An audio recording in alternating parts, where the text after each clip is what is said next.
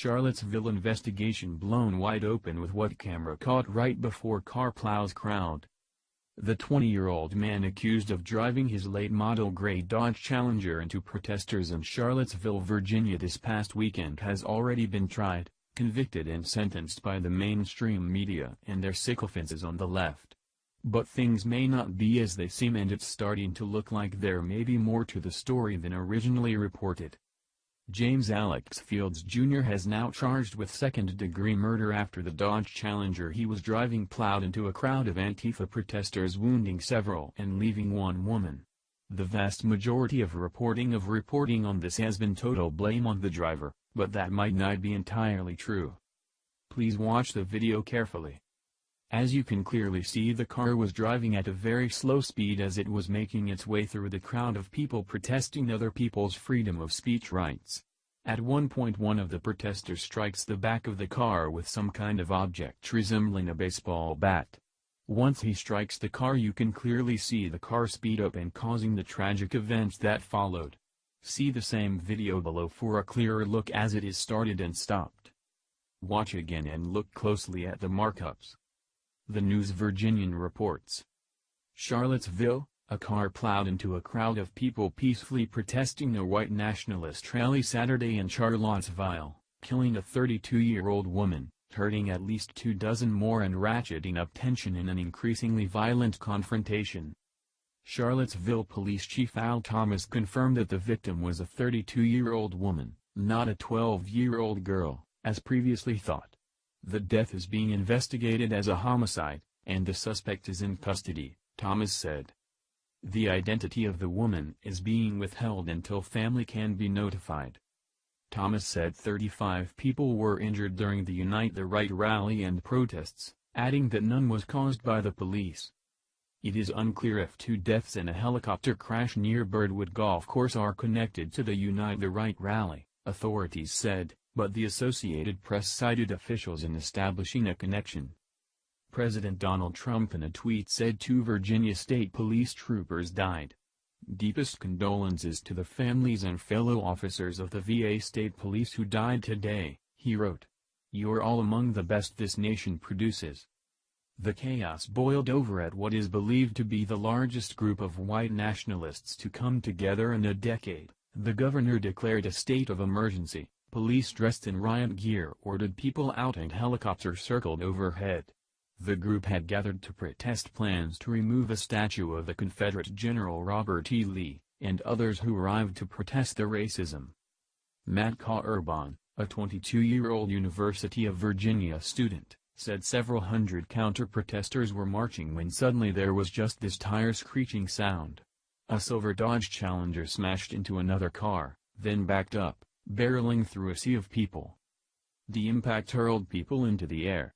Those left standing scattered, screaming and running for safety in different directions. The driver was later arrested, authorities said. The turbulence began Friday night, when the white nationalists carried torches through the university campus in what they billed as a pro-white demonstration. It quickly spiraled into violence Saturday morning. Hundreds of people threw punches, hurled water bottles and unleashed chemical sprays. At least 8 were injured and 1 arrested in connection. President Donald Trump condemned in the strongest possible terms what he called an egregious display of hatred, bigotry and violence on many sides after the clashes. He called for a swift restoration of law and order and the protection of innocent lives. Trump says he's spoken with the governor of Virginia, Terry McAuliffe, and we agreed that the hate and the division must stop and must stop right now. But some of the white nationalists cited Trump's victory as validation for their beliefs, and Trump's critics pointed to the president's racially tinged rhetoric as exploiting the nation's festering racial tension. The relevant Jesse Jackson noted that Trump for years publicly questioned President Barack Obama's citizenship. We are in a very dangerous place right now, he said. Right-wing blogger Jason Kessler had called for what he termed a pro-white rally in Charlottesville. White nationalists and their opponents promoted the event for weeks.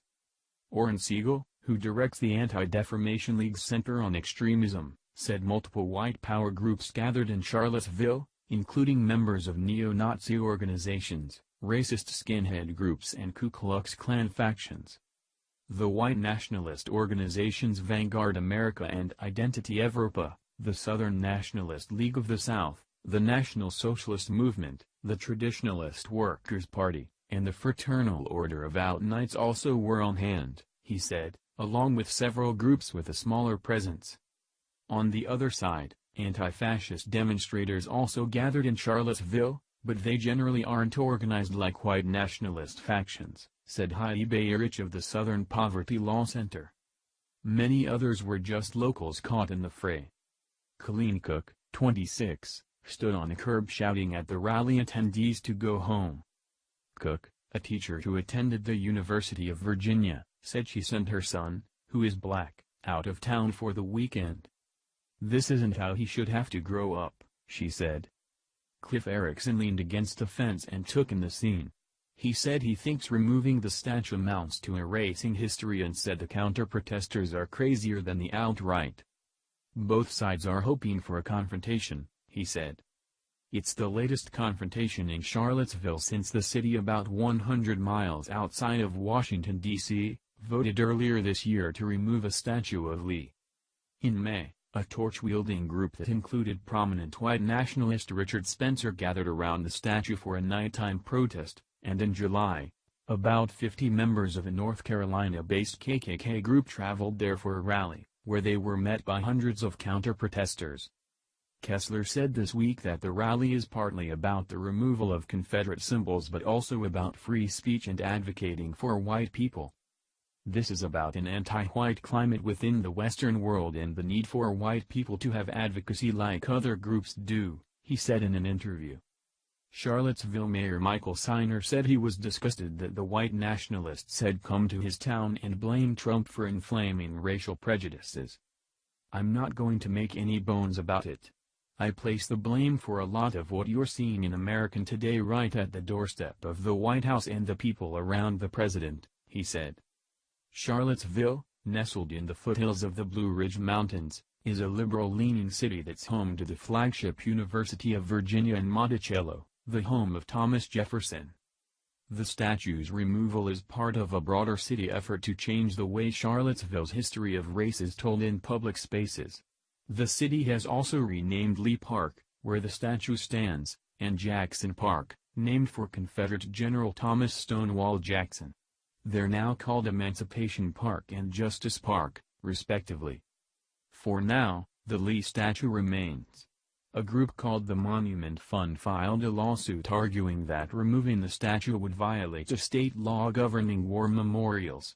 A judge has agreed to temporarily block the city from removing the statue for 6 months.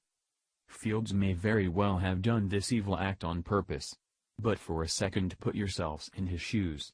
A 20-year-old with a very nice car, that looks taken care of, doesn't plan on just destroying it just like that. As someone who has been in a situation like this myself after attending the Trump rally here in San Jose, California, I can tell you things here could have ended very differently if those people attacking us Trump supporters while holding the Mexican and communist flags wouldn't have known we were all unarmed because of the tight security to get into the rally. But they are cowards, so they waited for us where they knew we didn't have many ways to defend ourselves, not even the local police. Please share if you want to see justice to take its course.